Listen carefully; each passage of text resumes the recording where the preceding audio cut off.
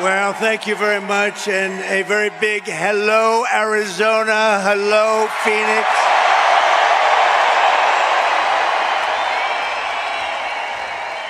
I'm thrilled to be back in this incredible state with thousands of proud, hardworking American patriots. That's what you are. You built our country. 74 days from now, can you imagine? 74 days. Then we gently move into that beautiful White House and we take over our country and we make it great again. We're going to win Arizona. We're going to defeat Comrade Kamala Harris. And we're going to win back our beautiful White House. We're going to win it back. We're going to win it back in record force. Everyone here tonight is part of the greatest political movement in the history of our country. You know, this is the greatest political movement. It's called Make America Great Again.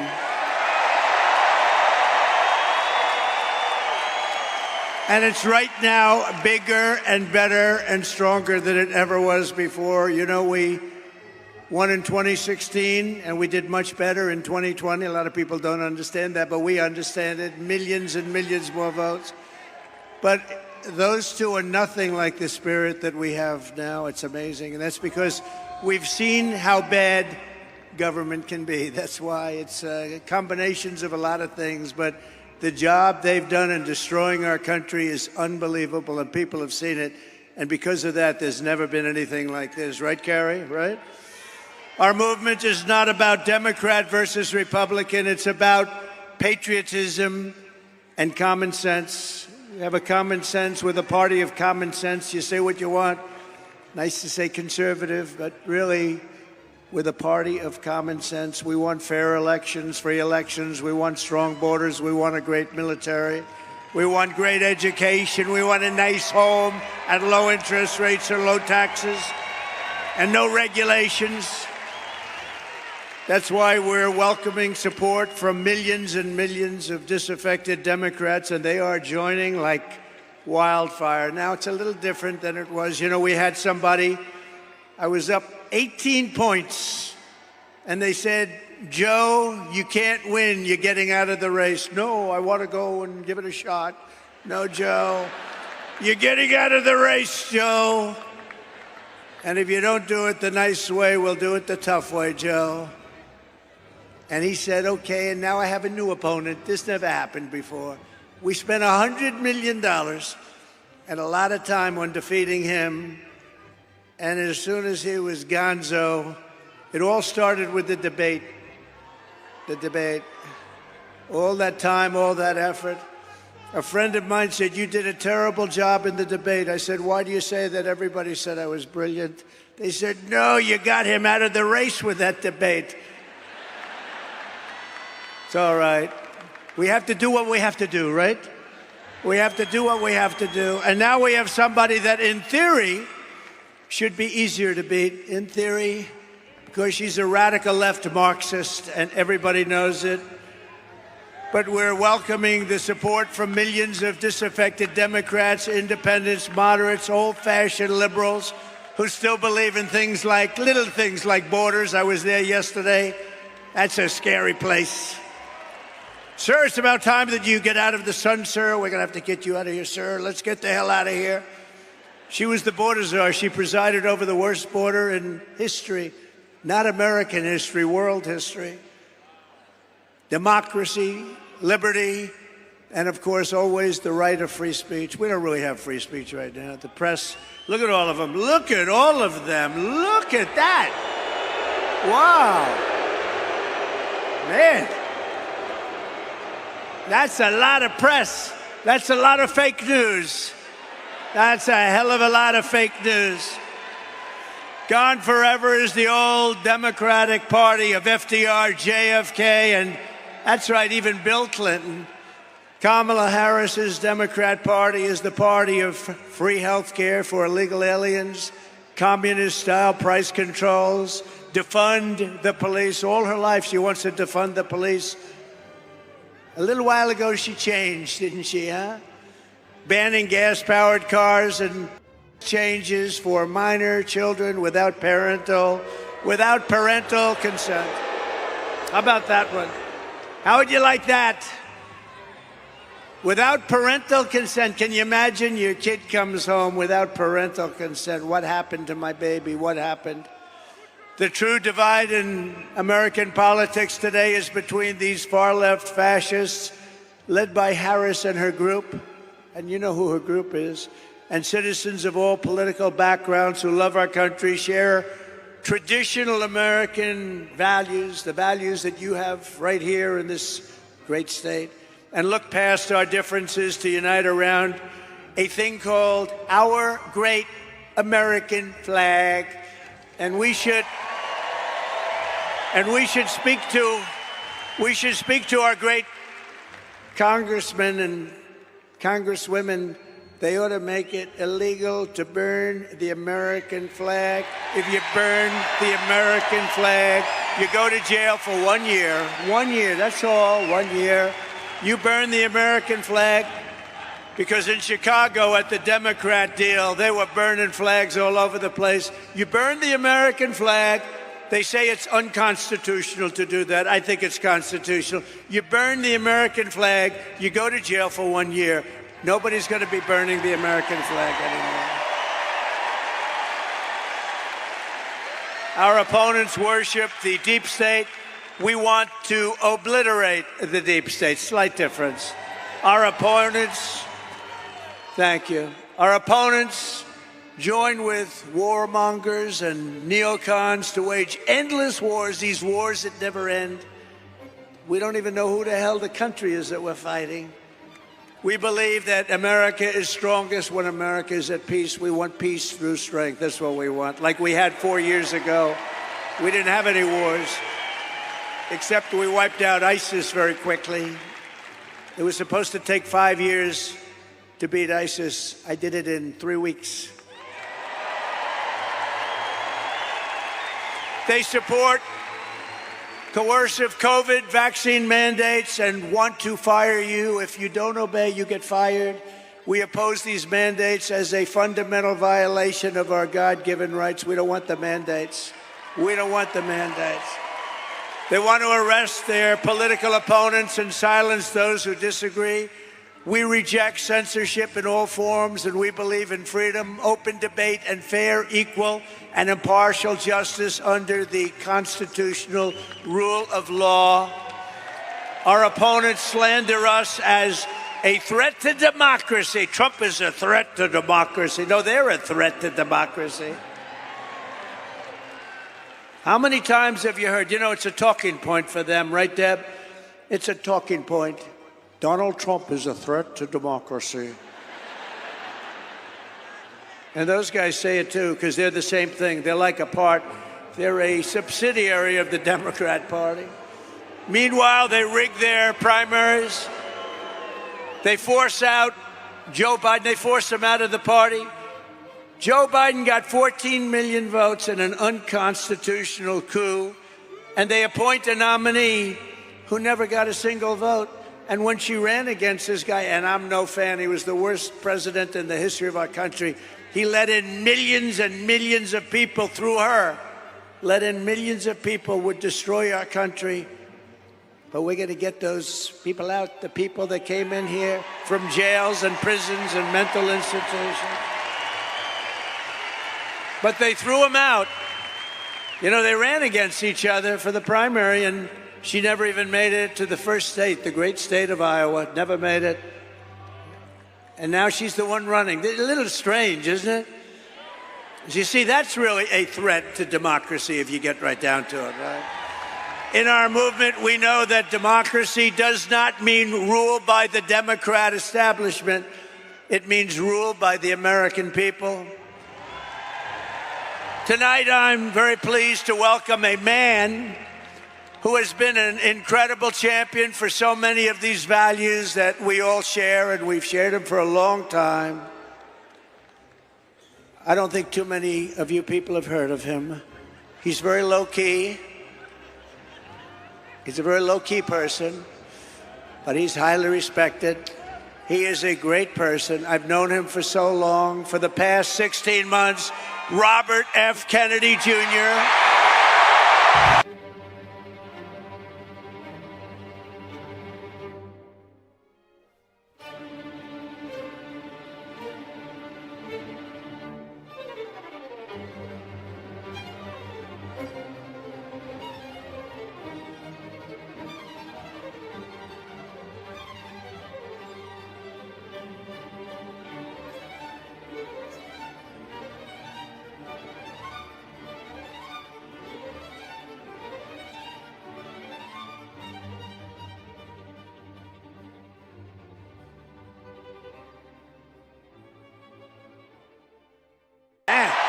Whoa!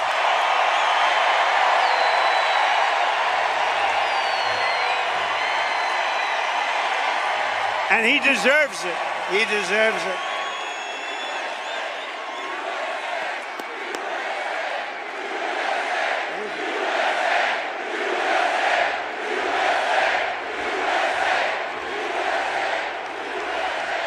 For the past 16 months, Bobby has run an extraordinary campaign for President of the United States. I know, because he also went after me a couple of times. I didn't like it. And I mean this sincerely. Had he been allowed to enter the Democrat primary, he would have easily beaten Joe Biden, but they wouldn't let him in. They put up rules. I've never seen rules like he had to have 65% of the vote in order to run, you know, little things like that. His candidacy has inspired millions and millions of Americans, raised critical issues that have been too long ignored in this country, and brought together people from across the political spectrum in a positive campaign grounded in the American values of his father, Robert Kennedy, a great man, and his uncle, President John F. Kennedy. And I know that they are looking down right now, and they are very, very proud of Bobby. I'm proud of Bobby. You want to know the truth?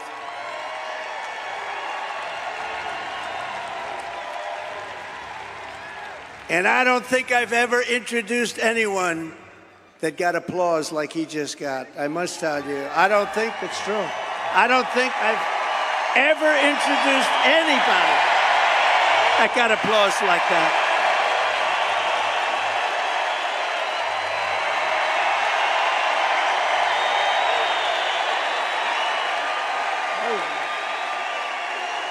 Amazing. It's true.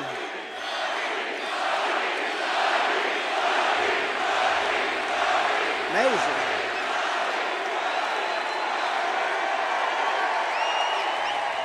Soon after I can't even believe I have to say this, nearly assassinated in Pennsylvania last month, Bobby called me to express his best wishes.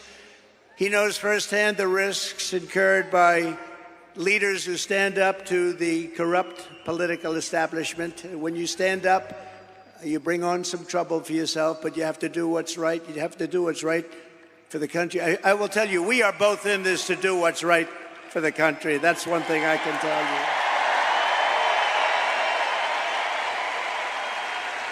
He lost his father and uncle in service to our country, and Bobby himself was subject to repeated threats to his safety during the course of his campaign, while being denied protection by the Harris-Biden administration.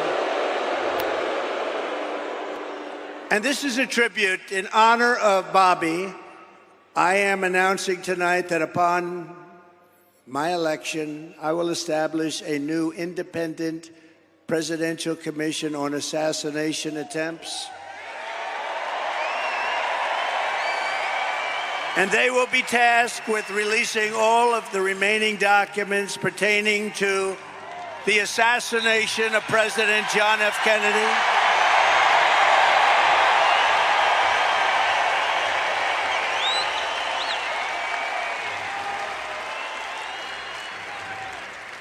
And they will also conduct a rigorous review of the attack last month.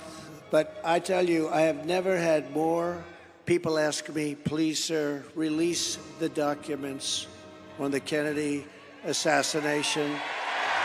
And we're going to do that. And I also want to salute Bobby's decades of work as an advocate for the health of our families and our children. Nobody's done more. Millions and millions of Americans who want clean air, clean water, and a healthy nation have concerns about toxins in our environment and pesticides in our food. That's why today I'm repeating my pledge to establish a panel of top experts working with Bobby to investigate what is causing the decades-long increase in chronic health problems and childhood diseases,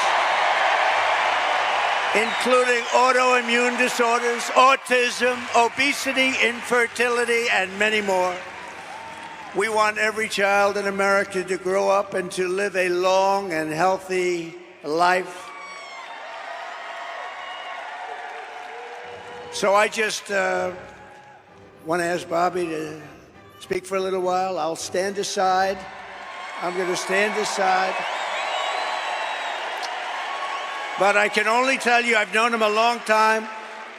We've been a little bit on the opposite side of the equation, but I will say this, he is a brilliant, I still think of him as young. He's not that young. I always call him young, but he's not that young. But he is a phenomenal person, a phenomenal man who loves the people of this country as much as anybody can love the people of this country. So, Bobby, please say a few words. Thank you very much.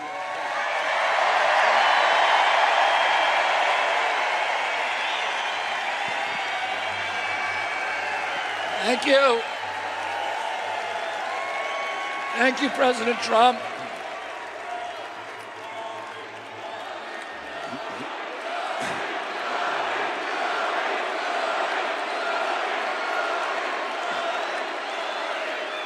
Thank you. Now, a few hours after the assassination attempt at Butler, I got a call from a safe food advocate named Kelly Means, who's been fighting for many years to try to end the corruption at CDC and FDA and USDA. And these institutions, these regulatory agencies, are actually run by the big food processing companies, the big ag and the chemical companies that they're supposed to regulate. And he said to me that he'd been advising me for many years and on my campaign. And he told me that night that he was also advising President Trump. And he asked if I would talk to President Trump. And I said, of course. And about a few minutes later, I got a call from the president. And we talked. We had a very good talk. And then he invited me to come see him the next day. And I went to Minneapolis and saw him. We met again a couple of weeks later in Florida. And we talked about, not about the things that separate us, because we don't agree on everything, but on the values and the issues that bind us together. And one of the issues that he talked about was having safe food and ending the chronic disease epidemic.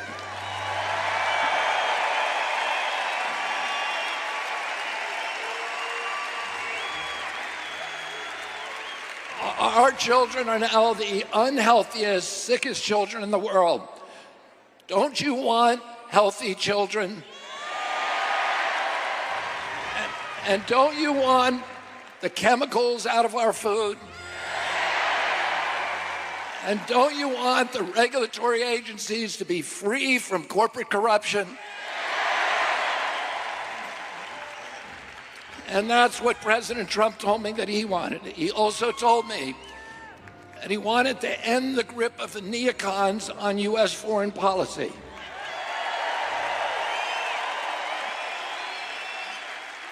He said he didn't want any more $200 billion wars in Ukraine, that we could use that money back here in the United States.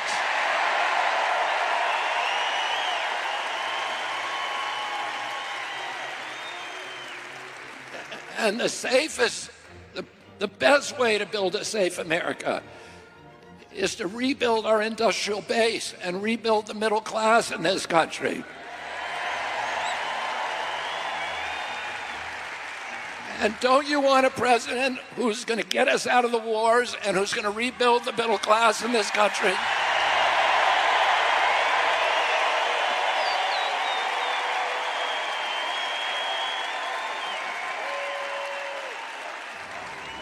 And he told me that he wanted to end the censorship because the whole basis of American democracy is the free flow of information.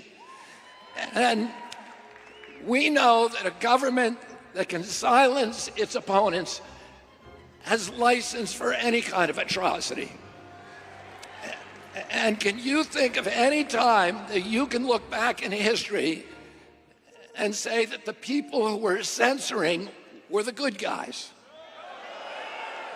They're always the bad guys, because it's always the first step down that slippery slope to totalitarianism.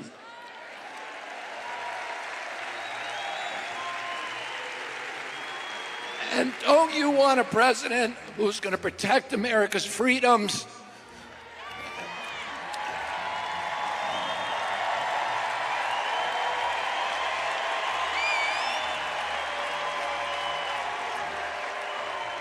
And who is going to protect us against totalitarianism?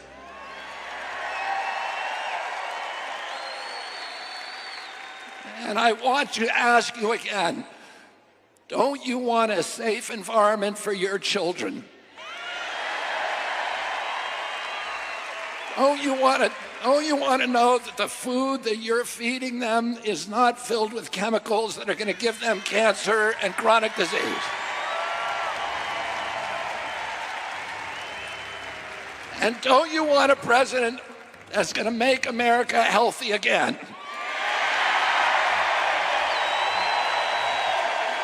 Thank you all very, very much, and God bless you, and God bless America.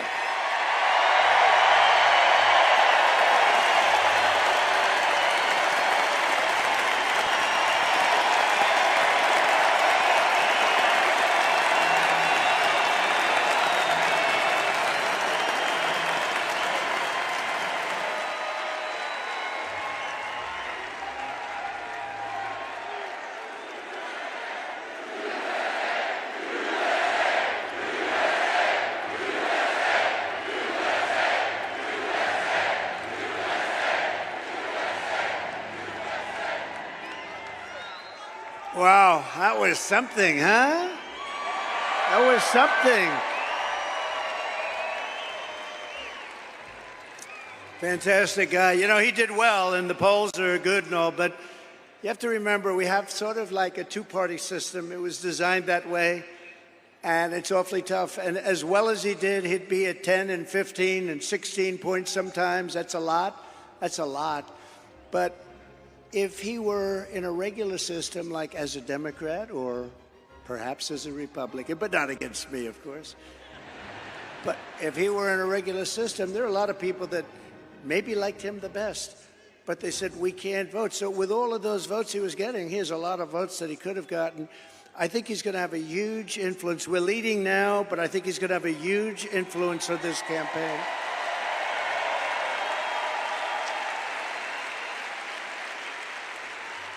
Actually, much bigger than you'd see in the polls, and those numbers are big to start off with, but Bobby and I will fight together to defeat the corrupt political establishment and return control of this country to the people. And to all who supported Bobby's campaign, I very simply ask you join us in building this coalition. It's a beautiful coalition in defense of liberty and safety, prosperity and peace. It's going to be an incredible coalition, and the relationship has been so good for so long. I have no doubt it's going to work and work well. But we have to win. We have to take our country away from these people that are going to destroy our country. We won't have a country left. So thank you very much. We need your vote. As you all know, this week the Democrats held their convention. You probably saw it, their party. The media says the big message from their convention was that we need to turn the page from the failures of the last 4 years. Do you believe it? They forgot. They've run it for the last 4 years. She was saying last night, we will stop the abuse. We will stop the high taxes. I said that you could have done it 3.5 years ago. In fact, you could leave that nice auditorium that you're in and go to the White House right now. You want to have a strong border?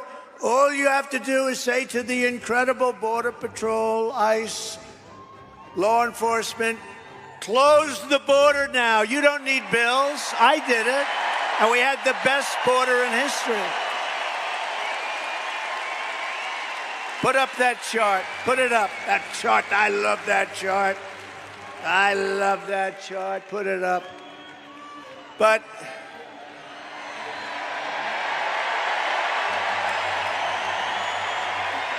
I love that chart. Not everybody realizes, but that chart is very meaningful. Even beyond the numbers that are on the chart, it shows the least numbers of illegal immigrants pouring into our country. Again, prisons from mental institutions, terrorists, where the bottom arrow is. But you know what? That chart is meaningful in many ways. Some people understand what I'm talking about. I love you, darling. I love you. I'm going to sleep with that chart tonight, Deb. I'm going to sleep with that chart. But isn't that a beautiful sight? Look at that. Look at that arrow. And then look what happens when that was my last week in office. And look what happens after I left. It's like a rocket ship. Look at that. Isn't that terrible? No vetting, no checking. We have no idea who they are. They just pour into our country by the millions and millions and millions. We need to turn the page of 4 years of calamity and failure. They have had calamity and failure, and say, Kamala, you've done a horrible job. You've been the worst vice president in the history of our country. Kamala, you're fired. You're fired. Get out. Get out. Get out, Kamala. She's the only person ever to get a nomination of a party without getting one vote. She didn't get one vote. Hey, maybe she's smarter than we think. You know, you could look at it that way. As vice president, Kamala cast the deciding votes, causing the worst inflation in decades, costing the typical American household $28,000. Think of this, higher prices. It was inflation, $28,000. As border czar, she flooded America with savage illegal alien criminals who have been raping, pillaging, and killing our cities and our towns. 3 years ago this week, she was the final vote on the catastrophic Afghanistan withdrawal. And we were withdrawing, but we were going to withdraw with dignity, with grace, and with strength. We would have been out faster, but we were going to keep Bagram. But that was the most embarrassing event in the history of our country, leading to horrific war and humiliation all over the world. When Putin saw that, he invaded Ukraine. It brought a lot of people back because they said the United States is run by incompetent people. The United States is no longer respected. It's no longer strong. That's what they said. A lot of these things that you're seeing now wouldn't have happened except for the horrible, horrible event of Afghanistan. You know, I was dealing with the leader of Afghanistan, Abdul, and I said, Abdul, you can't kill our people. He was killing our people. And I had a strong talk with him. I'm not going to get into it exactly. We went 18 months without one soldier being sniped at or shot at. Not one soldier injured or killed. And then we had a tremendous election where we did probably 10 or 12 million more votes than we got the first time. You know, most presidents don't get as many votes the second time because people get bored, but they don't get bored with me. They get bored. No, they get bored. Like Barack Hussein Obama got far fewer.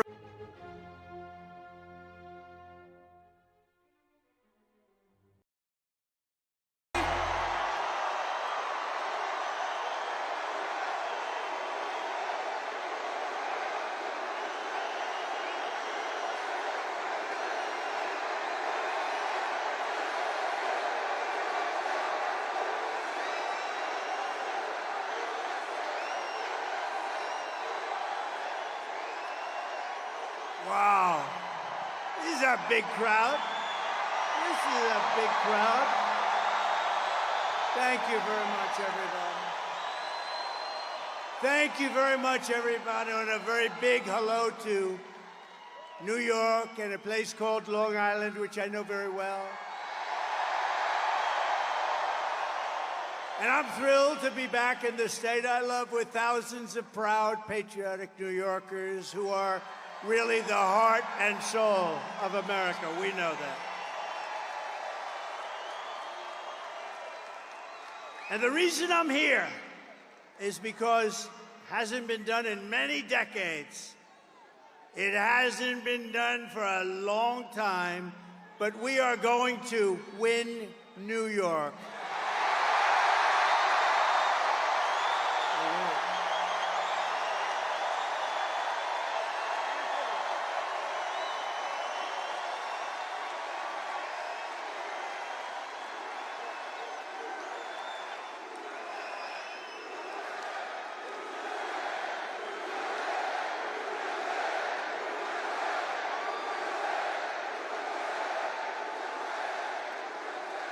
And that's the first time in many, many years that a Republican can honestly say it, and we're going to do it. We have to do it. We do it, and the election nationwide is over. We take over the White House, and we fix up our country, okay?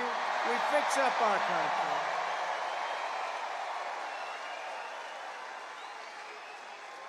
So as you know, 3 days ago, there was yet another assassination attempt on my life. I didn't know I was going to say that. It was the second one in 8 weeks by a violent radical left mobster. This evil would-be assassin got within a few hundred yards of where I stood, but thankfully, our outstanding Secret Service agent, and they are outstanding, spotted the barrel of his rifle in the bushes. Can you believe that? Can you believe that? He saw a barrel of a big, this was a big barrel. This was a big, this you don't want to even talk about, AK-47. But he saw the barrel coming out a little bit out of the very lush bushes, and he took fast action to stop the gunman before I even entered the line of sight. And I want to express my thanks to the U.S. Secret Service,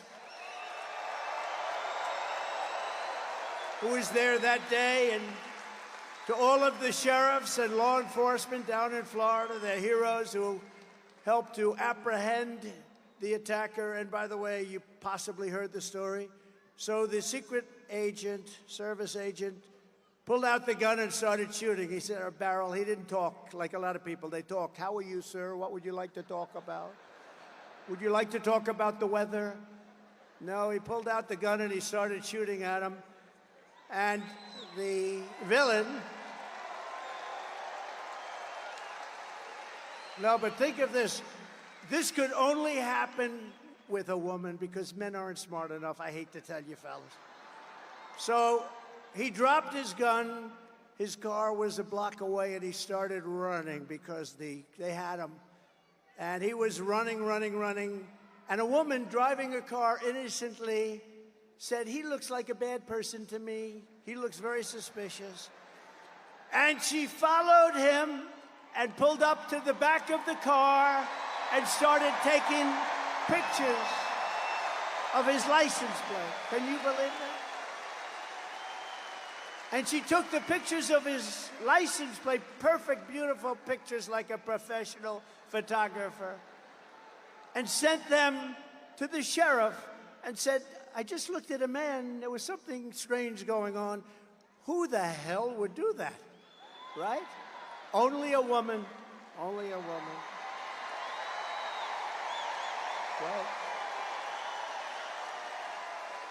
And I asked the sheriff today, I said, so Sheriff, if you had 1,000 events, how many people would have done that? Man or woman, how many people would have done that, followed him, taken pictures of the license plate and also the type of truck that he was driving? He said, maybe none. So she's a hero. I got to meet her.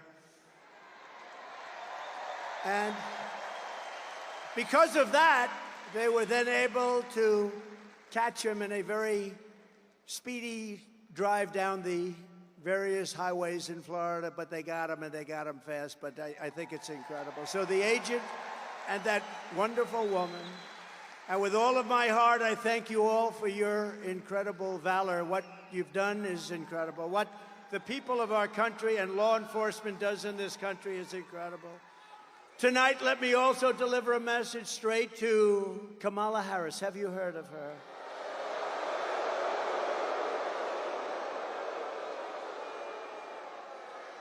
Who, by the way, was just rated by far the most liberal senator in the U.S. Senate, more so even further left than Bernie Sanders and Pocahontas. Pocahontas. She's more so. Elizabeth Warren, she's more left than Bernie Sanders or Elizabeth Warren. Let me also deliver a message straight to Kamala Harris, the radical left Democrat politicians, and the fake news media. Look how many are there.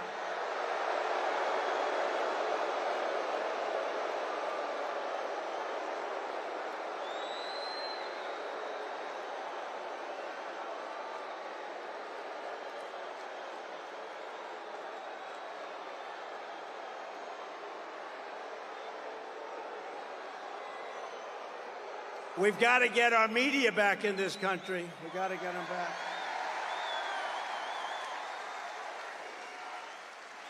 But the message is it's time to stop the lies, stop the hoaxes, stop the smears, stop the lawfare or the fake lawsuits against me, and stop claiming your opponents will turn America into a dictatorship. Give me a break. Because the fact is that I'm not a threat to democracy, they are.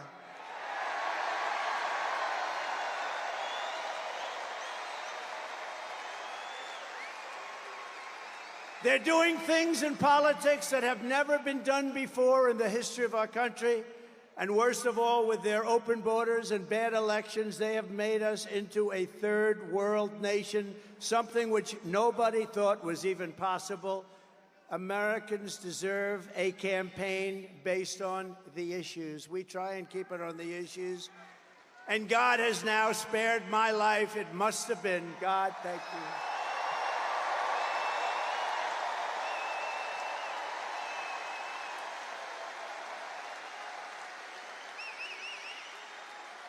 Not once, but twice. And there are those that say he did it because Trump is going to turn this state around. He's going to turn this country around. He's going to make America great again. And maybe. And we're going to bring back religion into our country. Bring it back.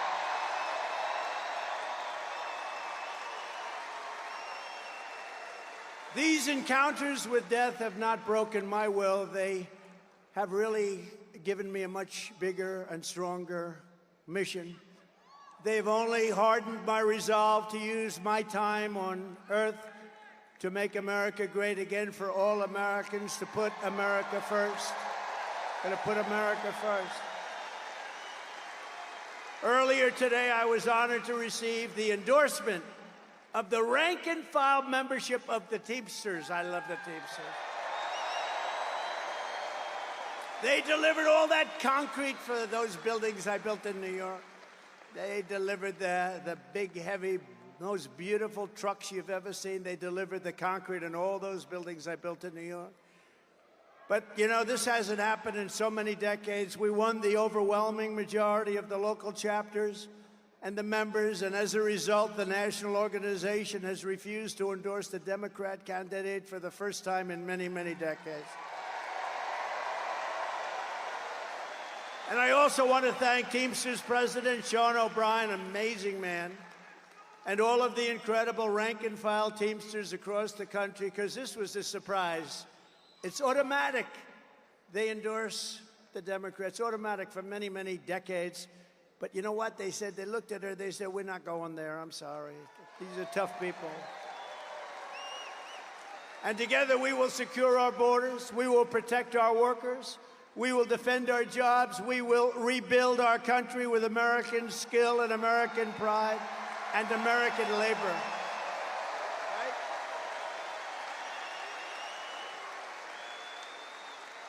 And just as a little side note, we should give them a round, especially because of what they and how they voted today. If they voted the other way, I wouldn't give them a round. But the Teamsters built out this beautiful stadium for tonight's event. Thank you, Teamsters. Thank you. They did a great job. To every hardworking American, whether you live in a red state, a swing state, or a state with a failed Democrat rule, this year we need to elect all Republicans up and down the ballot. We have to clean out and straighten out our country. With your vote, we are going to rescue our country. We are going to rescue our Democrat-run states. We are going to start by saving the great state of New York. Is that good?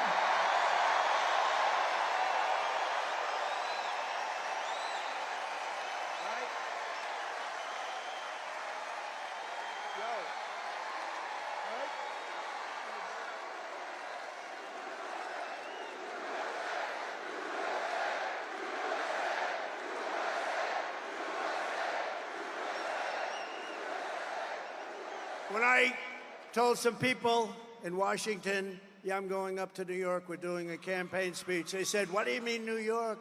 You can't ever, nobody can win, Republicans can't win. I said, I can win New York, and we can win New York. We're going to win New York. And if you vote for me, I'm going to reduce your taxes, reduce your crime, and reduce your levels of stress, because you have a lot of stress. The only thing that I will increase are your incomes, and your love for your state will come roaring back again. Throughout American history, from generation to generation, New York has always set the standard for American life, and they have. It's been a high standard, too. Our cities were the center of business, arts, culture, our streets, ports, waterways, and they were the arteries of American commerce. They were absolute arteries. And our towns like Uniondale, Levittown, Hicksville, Huntington, these were great, great towns where you grew up and you loved and you stayed. But look at what has happened to New York and the other states, all run by radical left Democrats, every single one of them. Our heavy industries have exported overseas, and our middle class has been eviscerated, right here at home, been eviscerated. Housing costs are out of control. Inflation has cost a typical family $28,000. Think of it, in less than 4 years, $28,000. And we filthy encampments. We have horrible, disgusting, dangerous, filthy encampments of junkies and homeless people living in places that our children used to play Little League baseball, which they don't get to play very much anymore, do they? Over the past 3 years in New York City, there has been a 29% increase in robbery, a 36% increase in felony assault, a 42% increase in grand larceny, a 75% increase in carjackings. Did you buy a nice car lately? Well, 200 police officers leave the NYPD, New York's finest. I always say, I knew it well, New York's finest.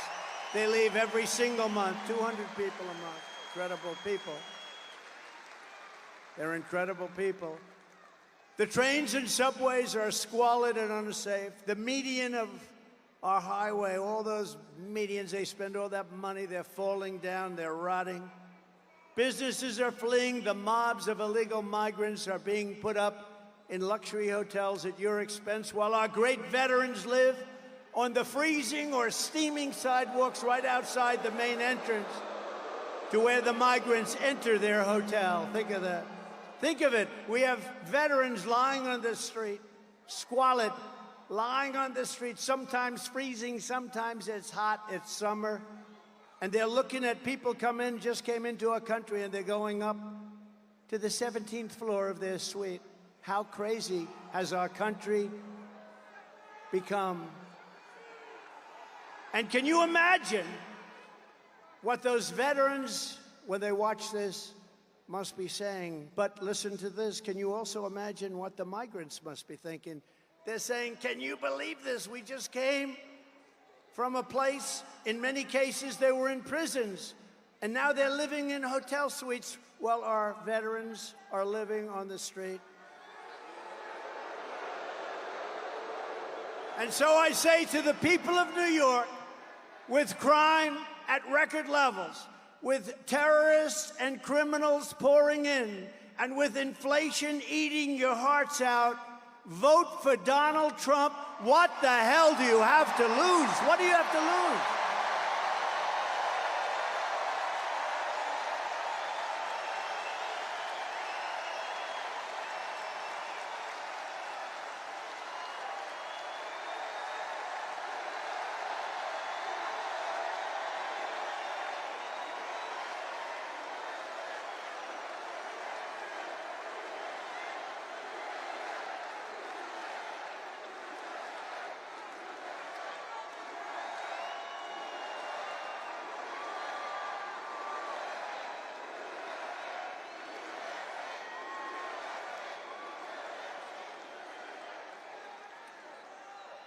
What do you have to lose? Think of it.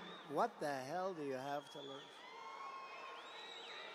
You know, some of you remember that was a phrase that I used for our black population years ago in 2016. I said, with the worst housing conditions, the worst education, the worst this, the worst that, the most crime. I went through 12 different things, and it wasn't in the sheets. And I'm saying, boy, that's really terrible. And I said, and I was at like 2%, not too good. And I said to the black population gathered in front of me, vote for Trump. What the hell do you have to lose? I said that, same thing. And you know what happened? I got eviscerated when I went backstage. But I'm not like Biden where he takes, I fight back with my people. Remember, we still signed the check. They said, sir, that's a terrible thing to have said. I said, when you said, what the hell do you have to lose? It's terrible, it's demeaning, it's horrible. I said, but it's true. You know what happened? The next day, I picked up 10 points with the black population. And now, because of all we've done, we're at the highest level of black support in the history of the Republican Party.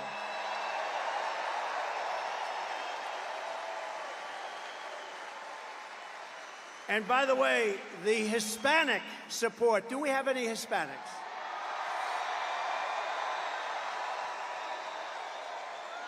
The Hispanic support is off the charts, and they don't know what the hell to do about it. It's off the charts. And we just had some great polling come out. I think the most accurate poll over the last 8 or 9 years was Rasmussen. They just came out with a poll that we're 5 up. We're 5 up. 5 up. We should be 35 up, to be honest with you. But, some people can't break an old habit. That's really what it is. So I say to you, vote for Trump, and I will turn it around very quickly. With 4 more years of Kamala Harris, New York State will be like a third world nation if it isn't already. It is. I think it is. With Trump, the Empire State will once again be the envy of the entire world. We will have no crime, only success.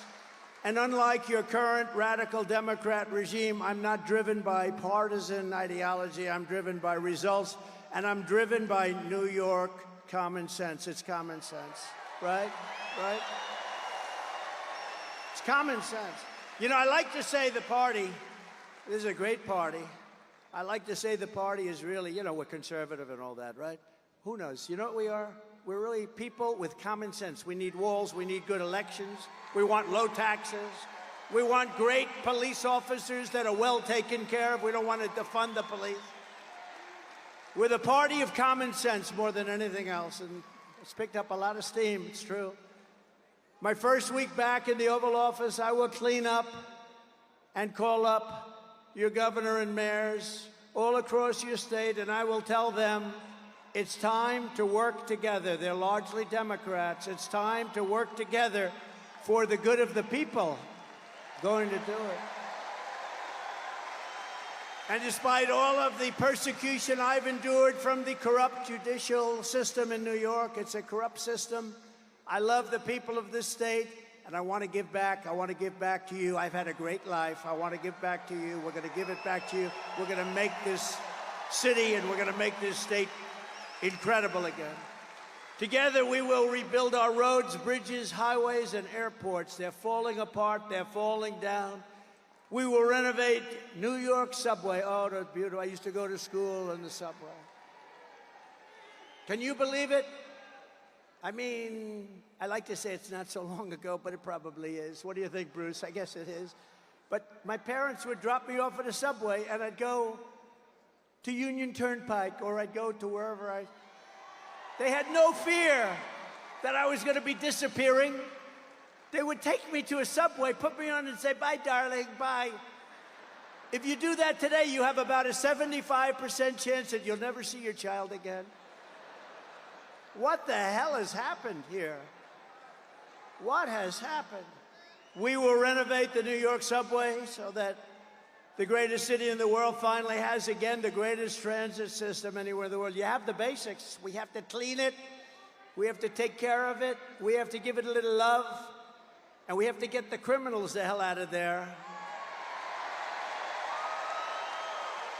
We will once again support our incredible police officers, New York's finest. A lot of them.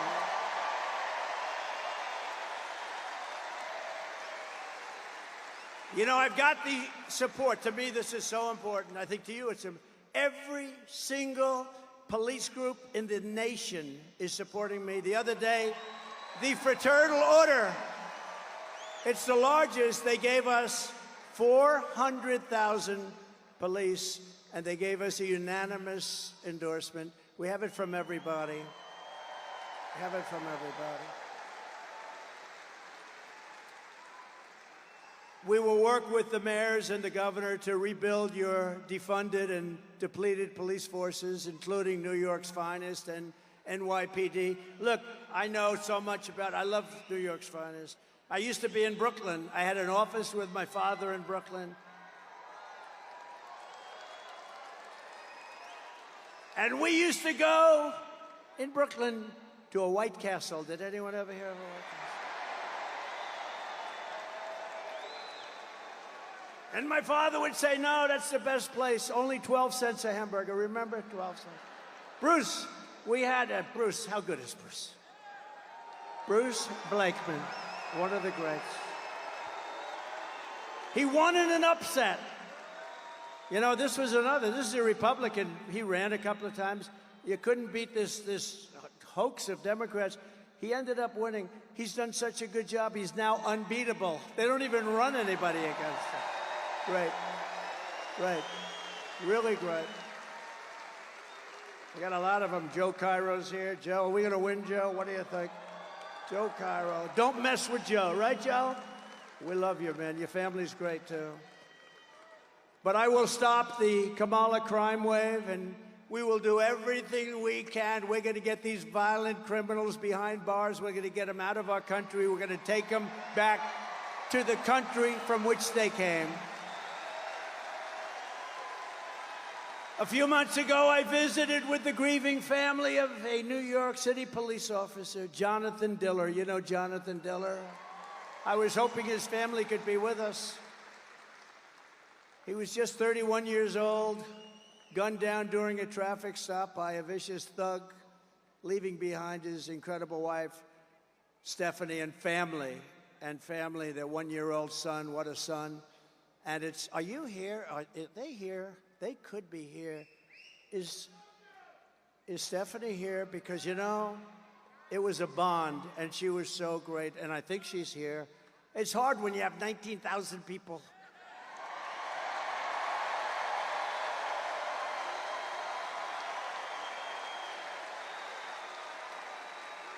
And Stephanie, unlike a lot of my friends, doesn't want adulation. Honestly, what she wants more than she wants her husband back. That's what she wants. She doesn't want adulation. I have other friends. You'd find them.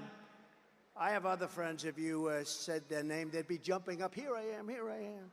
Stephanie doesn't want that. What a great family. What a great family, and what a great guy he was.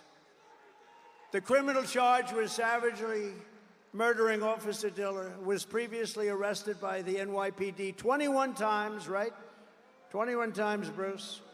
And the accomplice driving the car had been arrested 14 times, but he was actually much worse. He was more vicious. 14 times, but he was actually far more vicious.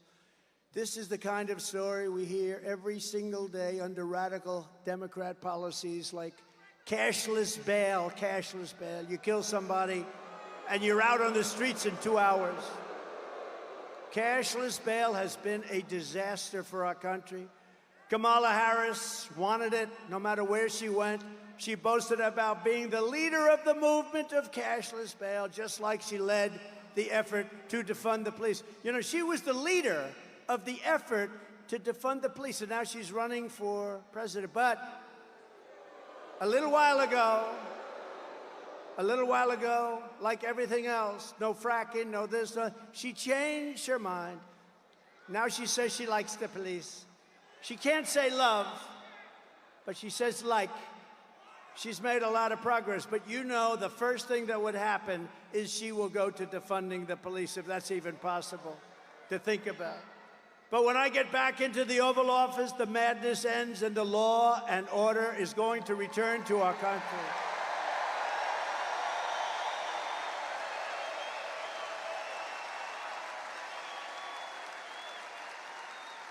A fully reformed Federal Department of Justice will deliver massive public safety funding for New York and other Democrat-run cities that are under siege. But in exchange, they will give our police back their protection and their respect. We are going to take care of our police, and we're going to respect our police. Everyone here does. I tell the officers all the time, you have no idea how the people love you, but sometimes they don't feel it because of what the Democrats do to them. They will end deadly sanctuary city policies, they will terminate cashless bail, and they will return to proven policing methods like we had under Mayor Rudy Giuliani that made New York City the safest big city in America.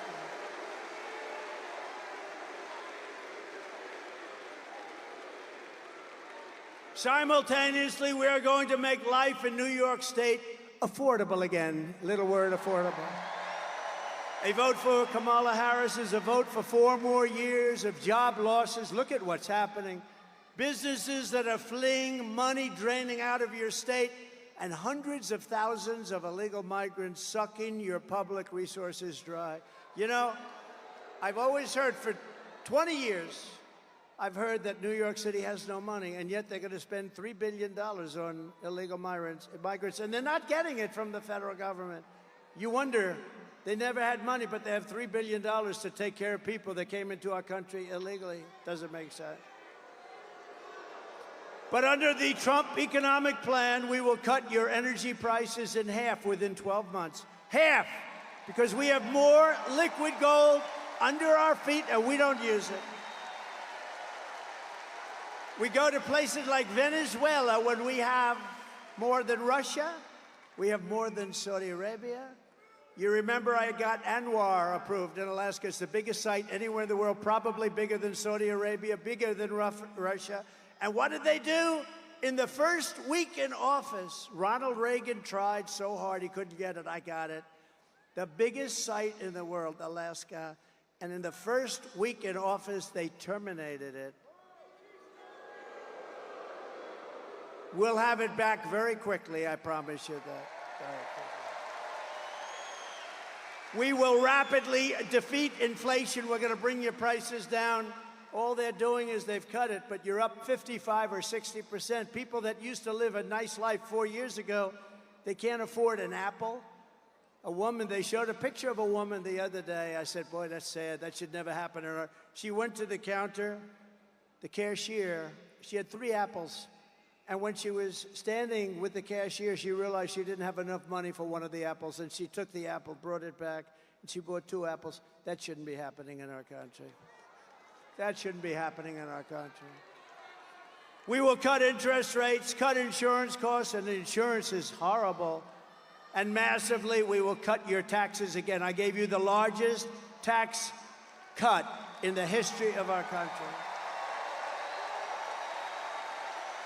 And we have some to go.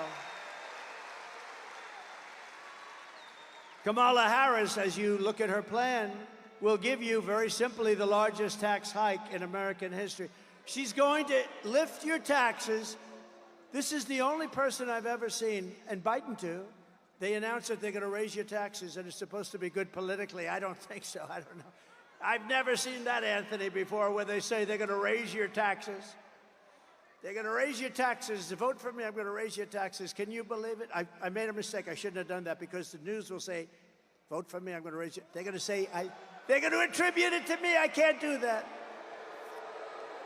I told our great First Lady I will not be sarcastic anymore. When you joke or when you're sarcastic, the fake news will take a story like that. I'll say, I never said I was going to raise your taxes. Yes. Vote for me, I'll raise your taxes. Kiddingly, kiddingly, kiddingly. These people are the worst. When I imitated Joe Biden because he couldn't get off a stage. So I'd imitate him because he couldn't find the stairs and look around. He finished the speech, the speech would last maybe 3 minutes, maybe a little less than that. And then he'd want to get off the stage, and it'd always go like this. But you remember, we're not running against him, we're running against somebody who's actually much worse. Ready? And he'd go like this. And then he'd walk in a different direction. It was the weirdest thing. And Secret Service did a great job. They'd come up in the stage and they'd pull him out. Like today, we have 4 or 5 stairs. You always have 4, 5, 6 stairs. The more it's government-owned, the more stairs you have. But you always have a lot. So I said to our great First Lady, who can draw a crowd? Did you watch me tonight on television, First Lady? People love our First Lady out there.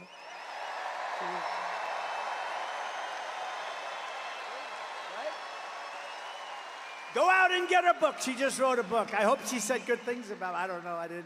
So busy. She just wrote a book called Melania. Go out and buy it. It's great. And if she says bad things about me, I'll call you all up and I'll say, don't buy it. Get rid of it. No, but she said to me, I said, baby, did you see the crowd? We had 18,000 people. We could have filled it up 3 or 4 times. Bruce Blakeman said to me, if we went to a stadium or a park, we would have had 100,000 people or more. So I'd call up my wife and I'd say, baby, who could draw crowds? Nobody can draw crowds like me. Nobody, not even close. I'm the greatest of all time, maybe greater even than Elvis, because Elvis had a guitar. I don't have a guitar. Elvis had a guitar. I don't have the privilege of a guitar. But I'd say, baby, who could do it like me? Nobody can do it like me. How great am I? And she'd say, and she'd say, I'd say, how great was the speech? Not how good, how great was it? And she'd say, it was good, but your hair looked terrible tonight. Or the worst ever. So I said, how good was it, First Lady? And she said, it was good, but you couldn't find your way off the stage. I was imitating Biden, and they said I did it. I couldn't find my way off the stage. No, so you can't be sarcastic. Sarcasm with the media doesn't work, okay? It doesn't. So I've given up about 90% of it. I got all my friends here. Anthony, stand up. Anthony Lomangino, one of the greats of all time.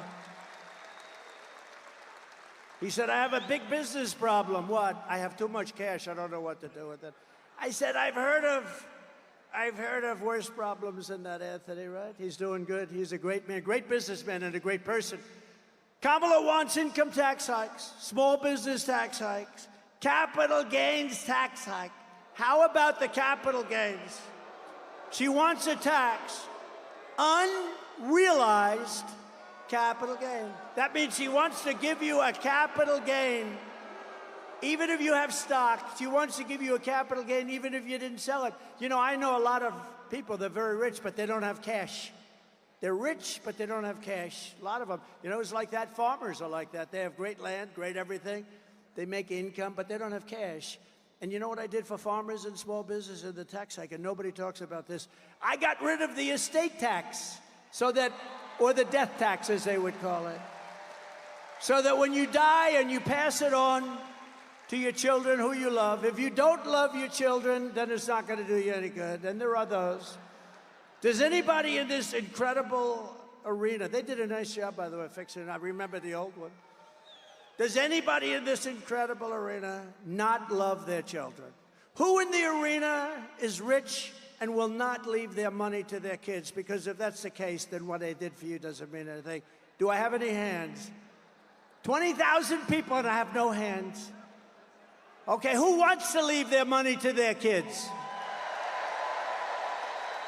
That's good. Well, you know, in the old days, you'd leave the money to the kids, and what would happen?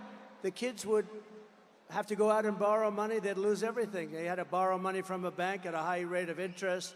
Now they don't have to do that anymore. Now you can leave your farm, you can leave your small business to your kids, but Kamala wants to end that. She wants to end it. She wants to raise your tax to a level that nobody's ever heard of before, and it's crazy. We will go in to a I thought this was a wise guy coming up.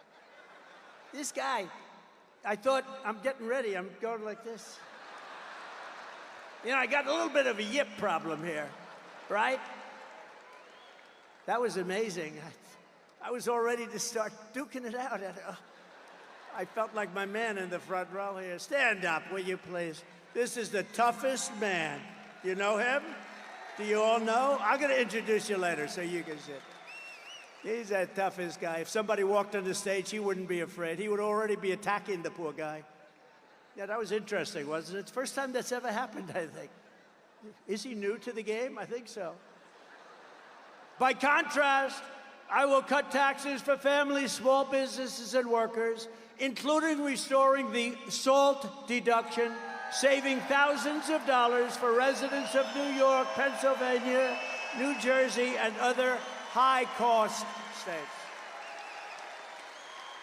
Going to restore SALT.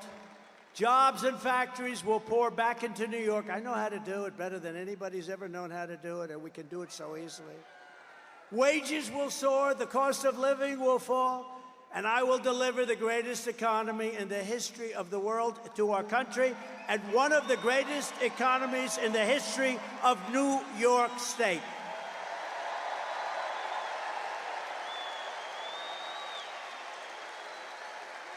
And a key part of restoring safety and saving our economy is stopping the invasion at the border of our country.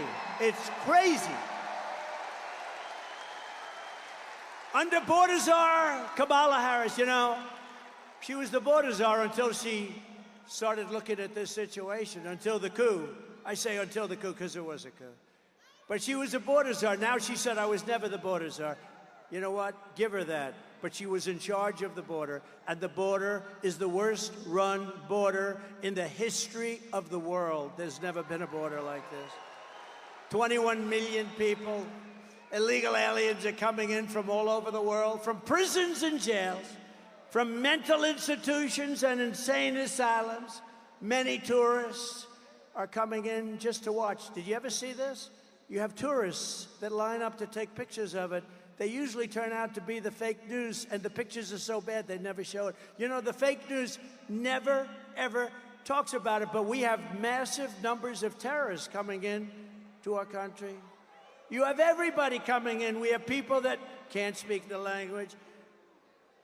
The great Tom Homan told me the other day, great guy, central casting guy, great guy. He told me the other day, last month, they figured it out for the last 12 months, 168 different countries came in, represented, and came into our country. Most people don't even know you have that many countries. You actually have over 200, but most people don't know. But I want to be known as one thing. In 2016, I probably won because of the border. I did a great job. I cleaned it up, and the border was good. And in 2020, even though I got millions and millions more votes, they said, sir, if you get the same number of votes as you did in 2016, 63 million, sir, you cannot lose. I got millions more, and I lost.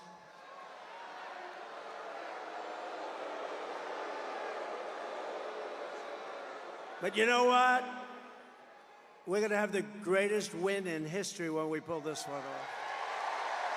It's going to be legendary.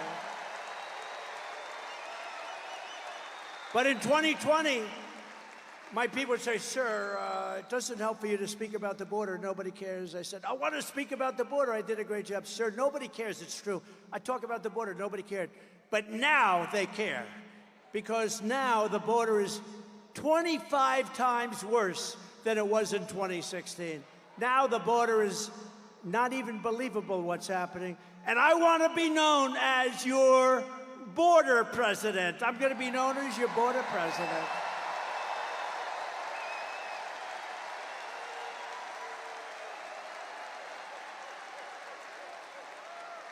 And Kamala will be known as your invasion president. Just let them all come in. Let them all come in. Now, we got to save our country. Our country's going down.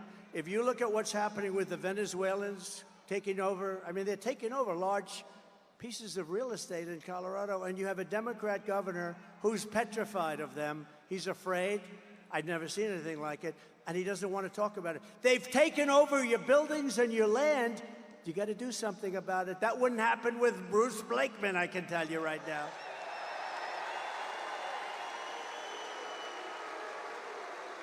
Bruce, would you let people come in from a foreign country like Venezuela, where, by the way, their crime rate is down 72% because they've taken their prisoners, they've taken their gangs, they've taken their drug dealers, and they've shipped them all to the United States, so their crime rate's down.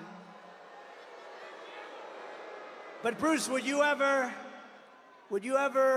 tell the people that you're supposed to be protecting when they call? A lot of Venezuelans are in here and they have very big guns. Would you say, listen, I don't really want to do anything about it? Would you do that? Or would you say, don't worry, we'll have a force of people over there within minutes and it would all be over, right? Right? I think so. No, he wouldn't play games. He wouldn't play games. But you know, these people, the law enforcement, they're afraid in these places because it's so violent. They've never seen people like this. These are violent people that they're allowing into our country. It is truly an invasion, and we're not going to let it happen. We're going to take those violent people and we're going to ship them back to their country, and if they come back in, they're going to pay a hell of a price.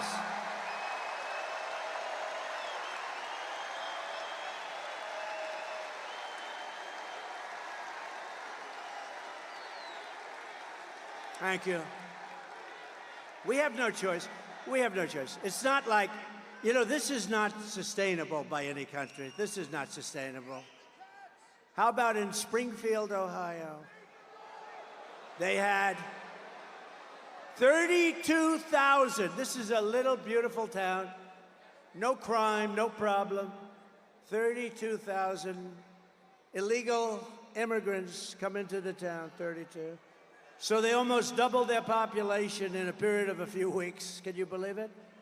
And you know what? They've got to get much tougher. I'm going to go there in the next 2 weeks. I'm going to Springfield and I'm going to Aurora. You may never see me again, but that's okay. Got to do what I got to do. Whatever happened to Trump? Well, he never got out of Springfield. I'm leading in Ohio by like 15 points, a lot. And we're going to take care of Ohio. And we're going to take care of Colorado. And we're going to take care of every single state in the union. They're all under siege. A lot of people don't talk about. But think of this. So the mayor of Springfield, and I think he's a very nice person, but instead of saying we're getting them all out, we're getting them out, he says very simply, we're hiring teachers to teach them English. Can you believe it? We are hiring interpreters, so when they go to school and take the place of our children in school, we have an interpreter. Each one will have a private interpreter. What the hell is wrong with our country? No. We're getting them out of our country. They came in illegally. They're destroying our country. We're getting them out. They're going to be brought back to the country from which they came. I will protect our country. I will protect our country. Think of it. She will surrender our country. That's what they're doing. They still refuse to acknowledge that these people have to be taken out. And you start with the stone cold killers, the murderers, the drug dealers. You get them out, and you tell them if they ever come back, big trouble. But let me tell you what you really do. Some of them are so bad you can't take the chance of sending them out because they'll come back. You lock them up, and they're going to be there for a long time. And when they know that, you'll see a whole big difference. As you know, here on Long Island, the open borders policies of Kamala Harris, and it were really her policies, and the communist left, I call it the communist left, have been importing MS-13 gang members by the thousands. I don't know what it is about Long Island, but, you know, I took thousands and thousands of gang members out. Do you remember the story? Remember, I came into the presidency, and MS-13 was on my mind because I saw that in Long Island, two beautiful young girls were walking to school. They were 16 years old, and an MS-13 gang of deviants grabbed the girls and sliced them up into pieces. Not with guns. They didn't want guns. They killed the two girls. They sliced them into little pieces, and I never forgot that. And then I found out that things like that are happening all over, wherever they are. MS-13, the worst gang anywhere. The only thing good about that is they make our gangs look like very nice people, I want to tell you. These are the worst people. They're animals. And Nancy Pelosi said, you shouldn't call people animals. That's not appropriate. They're animals. That's the philosophy. And I said, I got to the White House, and I said, they have a lot in Ohio, a lot in every state. And I said, I want MS-13 out of here. They come from various places, a little bit south of Mexico. They come from Mexico, too. And I said, what I want you to do is I want to bring them out. And a general said, sir, I'm sorry, sir. The countries will not, under any circumstances, allow us to bring them back in. They don't want them anymore, sir. I said, how long has this been going on? Many years during the Barack Hussein Obama. Has anyone ever heard of him? Many years, sir, under the Barack Hussein Obama administration. It's been going on for years, so they won't take them. You know what they do? They would take Honduras, okay? Think of it. They would take planes, and they would put them on the runways. They would put the planes, El Salvador, or different countries, some of the roughest gangs. They put big commercial aircraft. So when a plane is going to fly in with 200 or 300 MS-13 killers, you couldn't land the plane. They said, sir, we can't get them back. All of the bus routes are blocked. We can't get the buses in. And when they know a plane is coming, they put planes on the runway. Sir, we won't be able to do it. I said, I think you will. How much money do we pay them for? Economic development of the dictator's house. How much money do we pay them, General? I'll get back to you, sir. He comes back the next day. Sir, we pay them $750 million a year. It's a lot. Let me tell you, it's peanuts compared to some of the money that we pay, but it's a lot of money. I said, inform these countries that under no circumstances are they getting any money anymore. They're not getting any money. They are delinquent. They're not allowing us to bring back people that they forced into our country through caravans. So they informed them, and the next day I get to the Oval Office nice and early, and I get calls from 3 particular countries separately. Sir, there seems to be a problem or a misunderstanding. I said, yeah, there is a misunderstanding. You're not taking your MS-13 people that you sent into our country. You're not taking them back. And I'm going to not give any money to your country forever. You're never getting 10 cents. And in all cases, they said something to the effect, sir, it is so bad that I didn't know about this. I wish I would have known about it. We would love to take MS-13 back into our country. We love them very much. We will take them back, sir. And that day, that afternoon, we started bringing them out of our country by the thousands and thousands and thousands.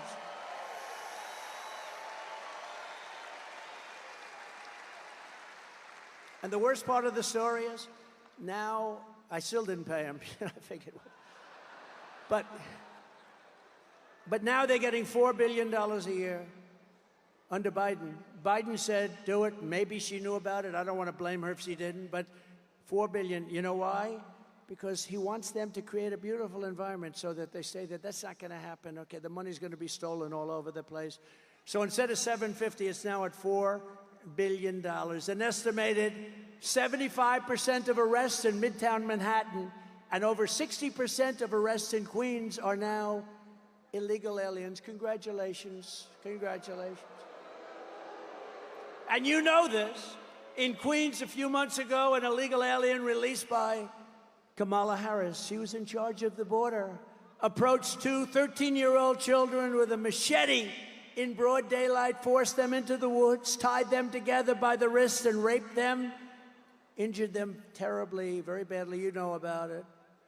In the Bronx, another illegal alien that Kamala Harris set loose into our country approached a 36-year-old woman while pretending to ask for directions. Ma'am, he said, I'd like directions to someplace.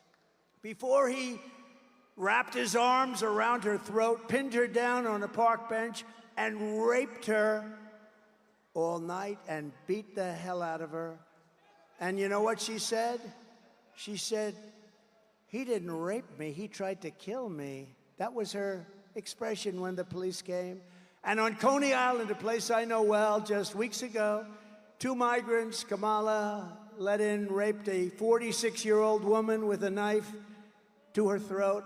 She was badly, badly beaten, probably going to live. For every New Yorker being terrorized by this wave of migrant crime, and I've been talking about migrant crime for 5 years, I said, if you let them in, it's going to be hell. They are vicious, violent criminals that are being let into our country. They're people that their countries who are very smart, they don't want them. That's why all over the world, a lot of people coming from jails out of the Congo in Africa. Where do you come from? The Congo. Where in the Congo? We come from jail. What did you do? We will not tell you. They're coming from the Congo. They're coming from Africa. They're coming from the Middle East. They're coming from all over the world. Asia, a lot of it coming from Asia. And what's happening to our country is we're just destroying the fabric of life in our country, and we're not going to take it any longer. And you got to get rid of these people. Give me a shot. You will have a safe New York within 3 months. 3 months.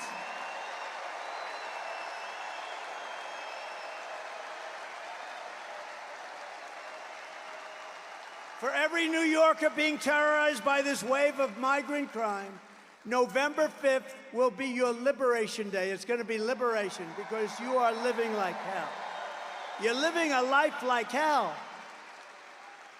I will launch a special task force of elite federal law enforcement people, many of whom I already know, that are tough, and charge them with crushing the MS-13 remnants. You know, the problem is I got them out, and now they come back in. They just walk back in like there's nothing to it. But eliminating MS-13 in every foreign gang and organized criminal network opening up on American soil. They're coming in by the millions, not by the hundreds. They're coming in by the millions. Think of it. Probably 21 million people. That's probably a low number. We can do all of this and more, but patriotic New Yorkers must get your asses out to vote. Gotta get up. Gotta get up. Harry, get up, Harry. Harry, get your fat ass out of the couch. You're gonna vote for Trump today, Harry. Get up, Harry. Come on, let's go. Let's go, Harry.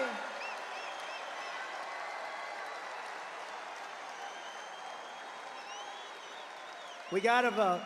Gotta vote. And I believe we have the vote.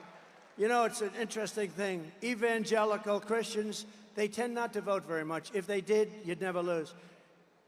Gun owners, I have the total endorsement of the NRA, have had it from the beginning. Gun owners don't vote, meaning they don't vote in a proportion that they should. Very small numbers vote. It's probably rebellion, who knows what it is. The gun owners have to get out and vote. Evangelicals, Christians have to get out and vote. People have to get out. There are some groups that don't vote like they should, and we're going to win. We're pleased to be joined tonight by members of Congress that are really terrific, that are warriors, really warriors. And one of them in particular, I love what she did to that woman at Harvard. Oh, that was not pretty. Elise Stefanik. Where is Elise? Where is she? Where is she? She is so great. Where the hell is she? Thank you, Elise. Boy, she was great. Mark Molinaro. Great. Nick LaLota. Nick. Thank you, Nick. Great job. He's doing a good job. Here's another one doing a good job. I gave him a big endorsement, Anthony D'Esposito. He's doing a great job. Thank you, Anthony. Salt. Salt, Anthony. Remember, fellas, salt.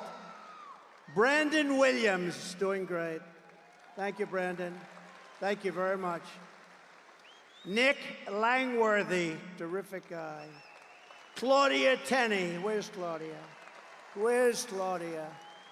She's been amazing. Congressional candidates, Mike LePetri. Where's Mike? Thank you, Mike. Good. I heard you leading big. And Allison Esposito. She's a tough one. Allison, thank you. Thank you very much.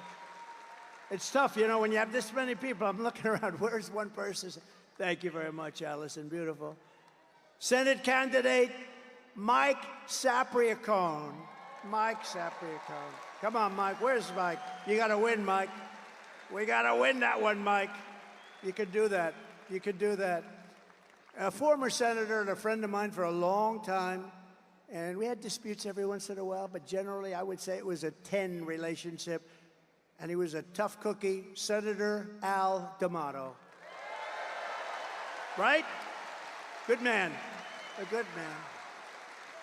A great lawyer and congressman, and he helped me a lot during impeachment hoax #1 and impeachment hoax #2. They were hoaxes. Congressman Lee Zeldin.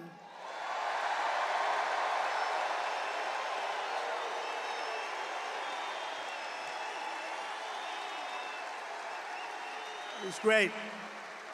And he's a big part of our campaign, and I want to bring him to Washington with us. He's a great lawyer. Get ready. Ambassador to Israel, David Friedman, who's fantastic. A mayor who was a fantastic mayor, very shy kind of a guy. He took crime. It was terrible. It was at a level that was as bad as today. And he made New York the safest big city in the world. Rudy Giuliani.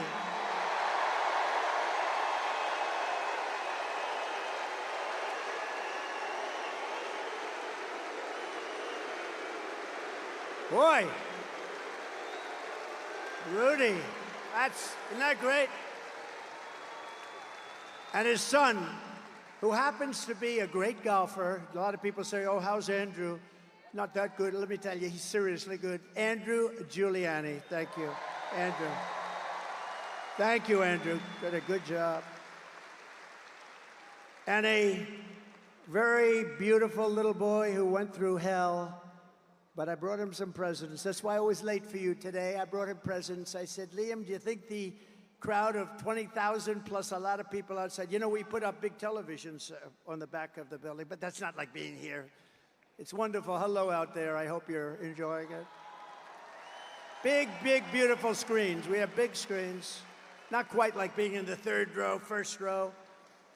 But Liam LaCastro is here, and he is a great young man. He's gone through a lot, but he's going to be better soon. Right, Liam? And I got him the most beautiful present.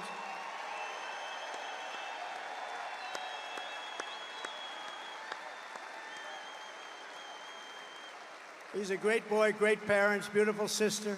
Also with us are members of New York City Firefighters Union, Local 94, the largest in the city. Thank you, fellas. Incredible people. And in their honor, and I think this is a big deal, because in your honor, I am announcing tonight that as president, I will officially make the Ground Zero site at the World Trade Center a national monument, protected and maintained by the United States government, so that hallowed ground and the memory of those who perished there will be preserved for all time, preserved forever.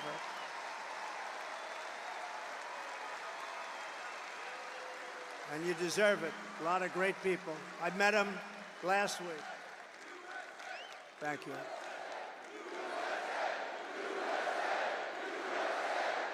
Thank you.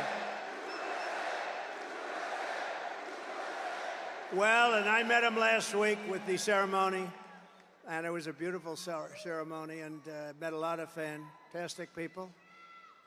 The New Yorkers who created the 9/11 National Memorial Museum really did an amazing job, didn't they? And many of them are here today, and I want to thank them.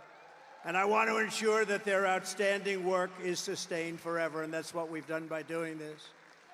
So we are just 48 days away from the most important election in American history. The most important. The most. Stand up. Now you can stand up. They didn't put your name down. Turn around. Who is he? Name him. He took care of business, right? It's my man. Good. Boy, I'm glad I didn't forget you. Good guy. Good friend of mine for a long time. Whenever I had problems, I'd look at him and they'd say, let's leave Trump alone. Thank you, man. Thank you. We appreciate it. Great, great gentleman.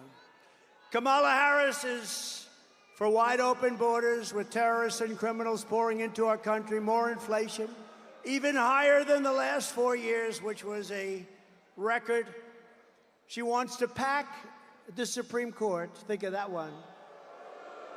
And today, I heard it all.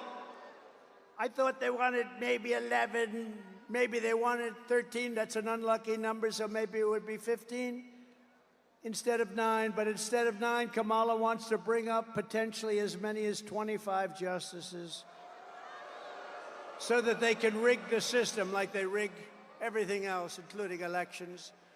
And maybe one of the worst things of all, she is a true believer. And again, I said this before, if you want to defund the police, if you've been there even for a day, in your mind you want to defund the police even for one day, you are not qualified to be the President of the United States.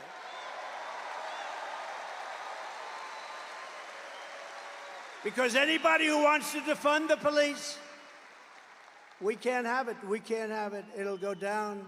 It'll go down. We're not going to let our country fail. It's too great. And you know what? If we don't win this election, it's very possible we'll never have another chance. We have to do it. You have to get out. You have to vote. But Kamala vowed to abolish ICE. She supports free health care for illegal aliens. How about that one? You don't get free health care. These are all things that she was for years. Now, for the last little while, she's saying, no, I don't really think that was right anymore. 15 different things. She wants mass amnesty and citizenship for all illegals, which means totally bankrupting Social Security and Medicare. She wants to put illegal aliens into your Social Security and your Medicare system, which guarantees their bankruptcy. She says we must not utter the words illegal alien again or radical Islamic terrorist again. And think of this, during her 3.5 years, to me this is the worst thing I talk about tonight, it's unbelievable. During her period of 3.5 years, she was in charge of the border. She lost more than 325,000 migrant children, many of whom have been trafficked, raped, and many of whom are dead. Many of whom are dead. Think of what that is. That's like Yankee Stadium filled up many, many times. Think of it. Think of it.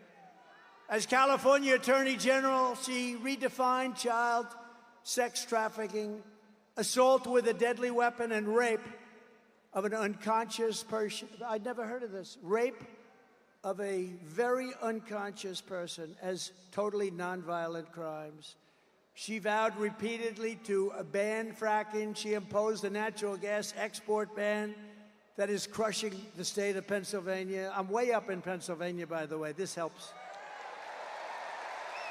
Because she's not going to let, the day after the election, all of these things come back. I hope you know that. She praised the idea of a tax rate of between 70% and 80%, and her only idea for solving inflation is to impose communist-inspired price controls, which have never worked. She pledged to abolish. Does anybody here have private health care? You worked hard. She wants to abolish anybody that's worked hard and made some money. Private health care, no more private health care, and force everyone into a socialist government-run health care with high taxes and deadly wait times. And she even endorsed free sex change operations for illegal aliens in detention, all at taxpayer expense. Now think of that one. They come into the country illegally and they say, I want to change my sex. Oh, that's okay. She's totally in favor of it. I'm sure she'll deny it now, but that's what she is. In 2021, Joe Biden tasked Kamala Harris with bringing broadband to rural America. Rural America was dying for it, and gave her $42 billion to do the job. 3 years later, right now, not a single home has been connected to broadband. Everyone's saying, what happened to the money? $42 billion, not one home. And in the Midwest, you read this, in the Midwest, they built 8 charging stations. That's like a gas pump with electricity, right? 8.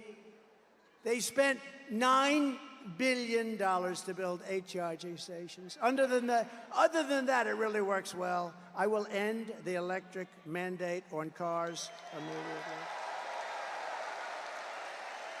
And I have to say this, look, Elon Musk is great. He's a great guy, and he makes a great car.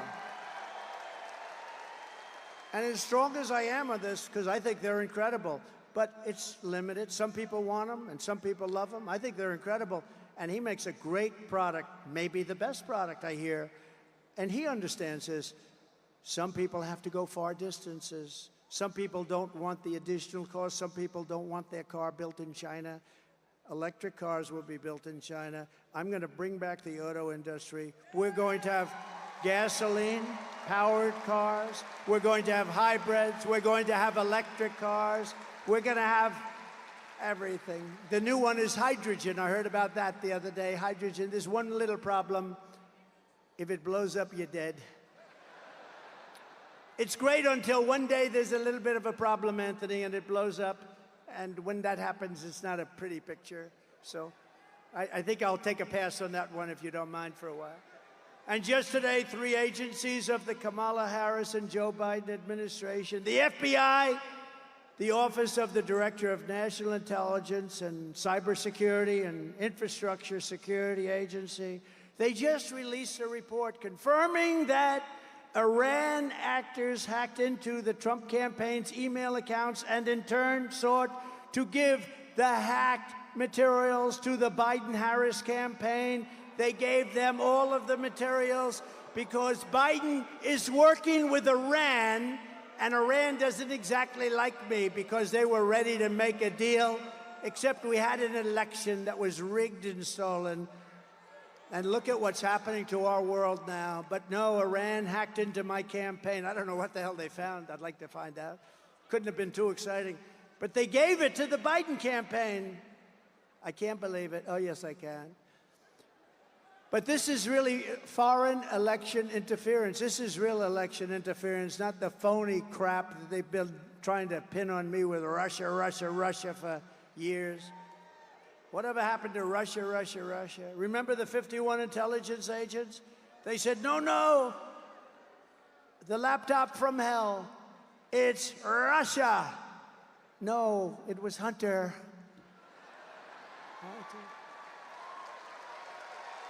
It was Hunter. Remember that?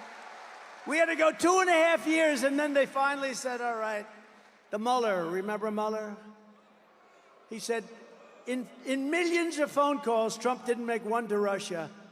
They went through every phone call I made. Can you imagine? In millions of calls, not one call to me.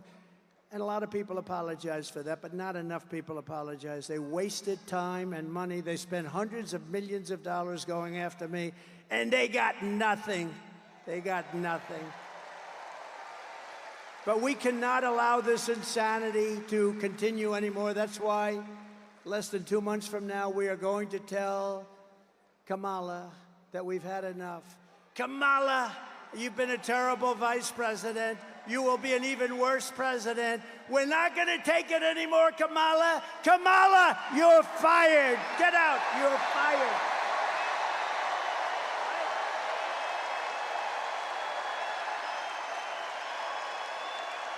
We're not going to take it anymore, Kamala.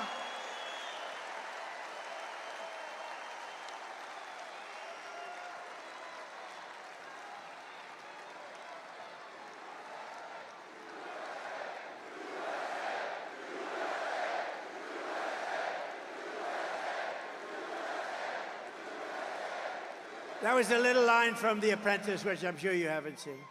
What a great show. Was The Apprentice good or what? From the moment we take back the White House from Kamala Harris, I believe we are going to have the 4 greatest years in the history of our country.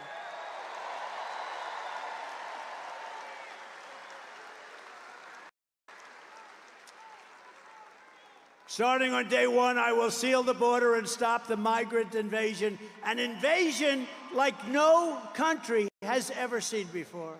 We will stop it immediately. We will carry out the largest deportation operation of criminals in American history. We're getting them out of our country. We will make America the dominant energy producer in the world by far. We have more than anybody else.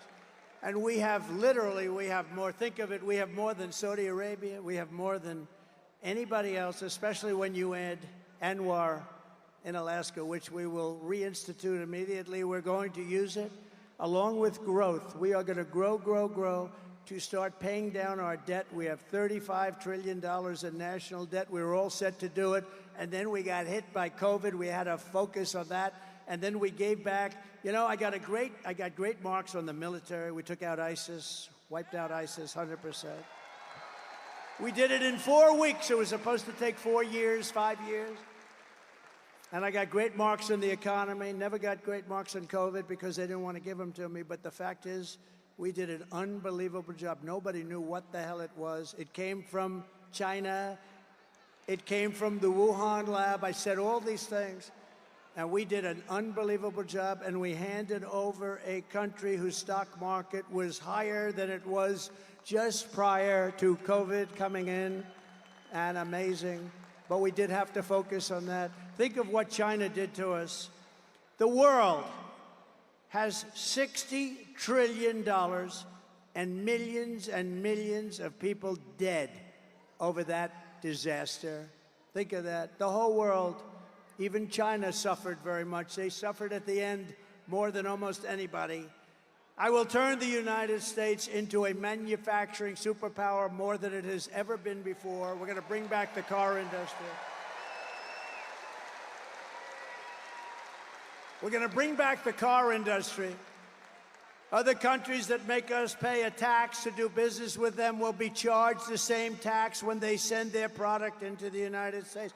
We have countries, not only China, many, many countries, many of them are allies. Some of the worst trading countries are allies. Don't let that word surprise you. They're allies, they're friends of ours, and they take advantage of us horribly on the military with NATO and on trade. It will be called the Trump Reciprocal Trade Act, and if China or any other country charges us a 200 or 100 or 300% tax, then we will charge them a like 100, 200, 300% tax in return. You charge us, we charge you. And my message is very simple. Make your product right here in Uniondale. Make your product in America. Make your product in America and only in America. And if you do that, Bruce, you won't have to pay a tax. And they'll be coming in here like you wouldn't believe, right? The worst that happens, we'll take in a lot of money, but we don't even want that. We want them to make their product. We're going to bring back the auto industry. Right now, China is building some of the largest auto plants in the world, and they're building them in Mexico. And they think they're going to build these massive plants, literally the biggest in the world. They're going to make millions of cars and sell them without tax across our border. We will put a tariff on all of those cars to a point where they won't be able to sell them, because we want them to build their plants in the United States and hire many of the people in this audience, and that's what's going to happen.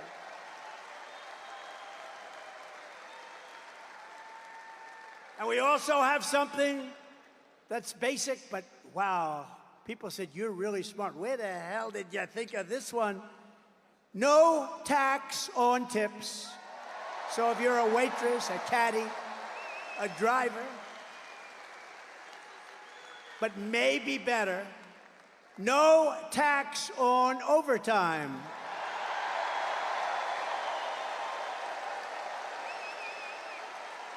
And we'll get it done.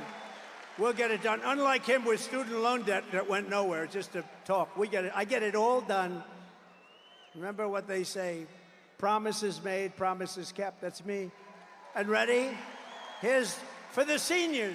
Do we have any seniors in the audience? Raise your hand. You ready? No tax on Social Security benefits. No tax on Social Security benefits. And you know why you deserve it? Because you lived like hell with the highest inflation probably in the history of our country, and you couldn't make ends meet. Now you're not going to have to pay tax on your Social Security benefit.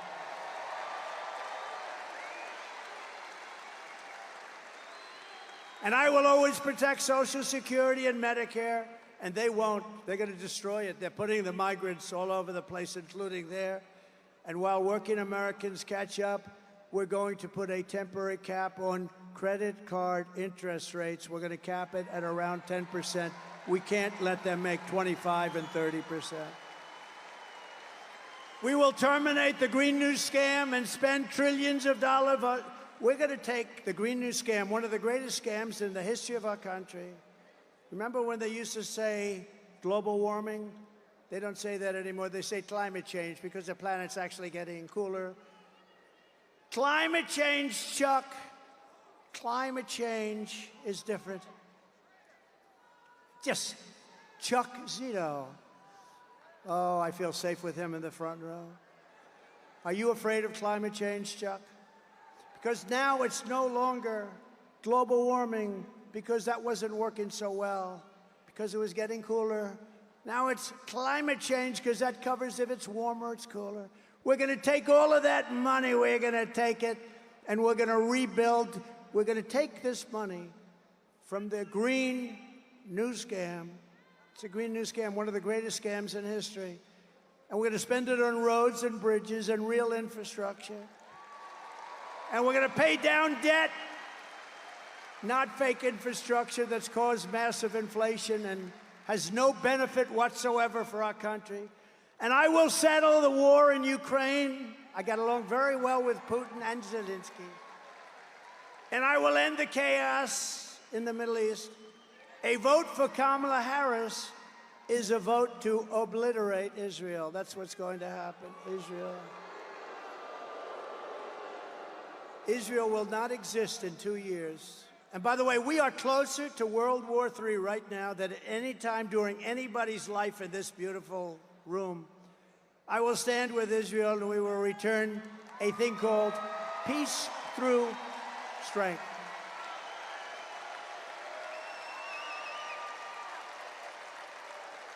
And we're going to get it settled. We're going to get it done. We're going to get it done. We're not going to have war in the Middle East. We're not going to have war with Russia and Ukraine. You know, when I was there, we didn't have any war other than ISIS. I finished them off. We knocked out al-Baghdadi, the founder of ISIS. Think of that. We knocked them off. It was supposed to take 4 to 5 years. I did it in 4 weeks.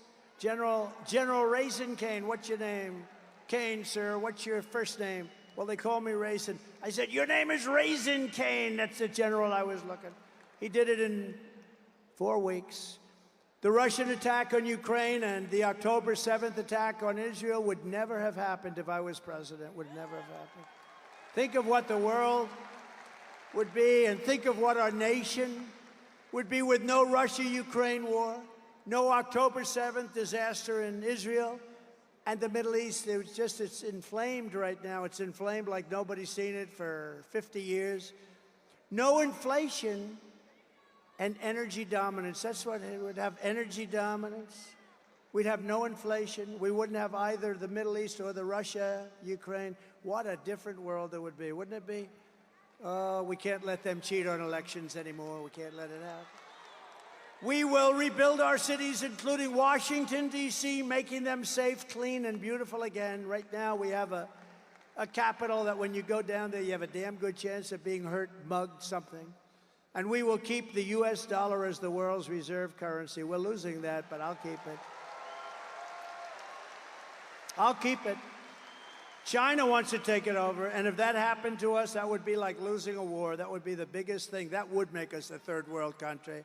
We will keep our dollar as the reserve currency. Remember, I said it, and it will be easy. It'll be easy.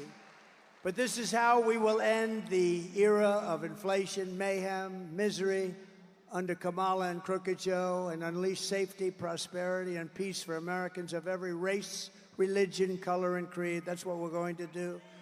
Together, we will deliver low taxes, low regulations, low energy costs, low interest rates, low inflation, so that everyone can afford groceries, a car, and a home. Very simple. Right?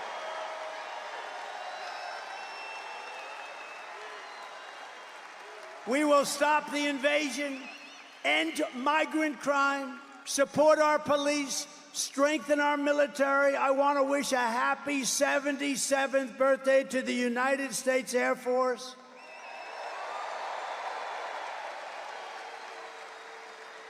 And if you remember, I created Space Force, which was the last since Air Force, which will soon be 5 years old.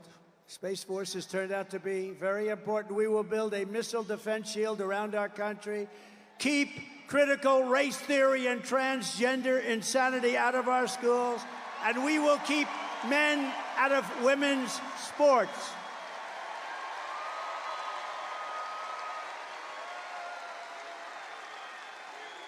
We will defend the Second Amendment, restore free speech, and we will secure our elections, and we will secure our borders. Everyone will prosper, every family will thrive, and every day will be filled with opportunity and hope.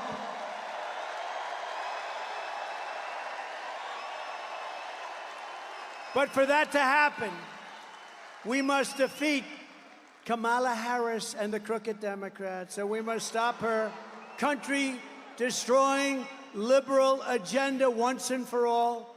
So get everyone you know and vote. We want a landslide that is very simply too big to rig. Too big to rig. Right, Bruce? Too big to rig. Joe, too big to rig. Too big to rig, Joe. I think we can do that, too. On November 5th, We will save our economy. We will rescue our middle class. We will reclaim our sovereignty and restore our borders. We will put America first, and we will take back our country, because together we will make America powerful again, make America wealthy again, make America healthy again, make America strong again, make America proud again, make America safe again, make America free again, and we will make America great again. Thank you very much. We love New York. Love New York. Thank you. All right. You know he's going to play the YMCA. Is that coming? Oh, no. Oh, ooh. He's got some, oh, what song is that? So, do you remember at the end of the movie where they're going after all the mob guys and they're taking them out and they're whacking them? I don't know what the name of the song is, but it's one of those, it's good. Sorry, I don't want to have to take it out later or, you know, get copy. I don't want to mess with anybody's copyrights and stuff like that. And I don't want to offend anybody's, you know, sense of, I don't want to run afoul of YouTube's copyright system, but it's I think it's significant. It's the reason they picked that song. Yes, it was 100% live, A-Money. If you want to rewind it, it just happened. And so usually he exits to the YMCA song. He did not exit to the YMCA song. He exited to that, what's the name of that song? I don't know. I'll figure it out later. It's an opera song. Yeah, it's the opera song. They play it at the end of a movie when they go after all the bad guys and they take them out. And I think that might be part of the significance here. Very epic move. He did it before too, I think. After the last time, I think he may have done that. Pretty cool. You know the song, Craig W. Yeah, I know the song. Is it Sum of All Fears? I think you might be right, Corey. Yeah, let me find out. What's the song at the end of Sum of All Fears? Man, I was just thinking about that movie. Yeah, Nissan Dorma, I believe. Let me see if I can find that in the public domain. Very, very, very, very quickly. Best public domain is going to be Free Music Archive. What did we say the name of that song was, too? Nessun Dorma. And then what is the significance of Nessun Dorma? Let me look that up, too.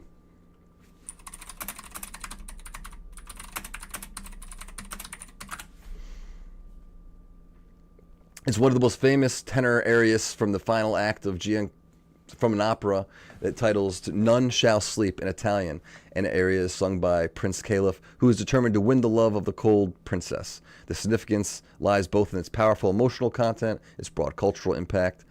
Okay. Iconic sports, emotional, becoming a symbol of victory and resolve. And I think, it has more to do with the end of that movie when they go after the bad guys. I don't know. Very cool. Is it for the Italians? Very cool. Sorry, I've been not in the chat for the past 10 seconds. Let me catch up. We're looking like we're good. We're good. Yes, so that was a good one. And I don't know if he had really made it a plank in his platform, because no tax on tips was a plank in his platform. And then it was no tax on overtime, plank in his platform. And tonight, it was no tax on Social Security. He was dancing to the YMCA. It must have come on. I muted it for myself, too. Pizza Duder, thank you so much for coming in, dropping in. I didn't see you there, bro.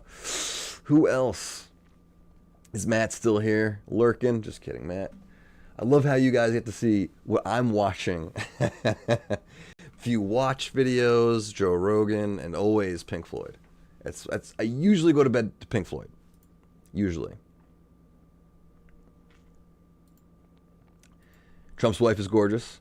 Also, my wife's gorgeous. I'll say that. If Jacqueline's here, still lurking, maybe. All right. Who's voting for Trump? That would be me. Thank you, everybody. Thank you. We can get our own little little song going here. I'm going to look for Nessendorma, if that's how you say it. I don't know. That's how you say it. Thanks you, Ftima Jax. Appreciate the subscription. I really appreciate you guys subscribing. Best way to support the channel is subscribing and watching the videos. I think that's the best way to support the channel. I really appreciate it, guys. I really do. Hey, Agent 59, Waffle, you were great tonight. Thank you. Thank you. Italian Love, if you're still here, thank you so much, by the way. Thank you so much. Thunderwolf, you were great. Quarantine, on point. All right. I think that's as good a place as any.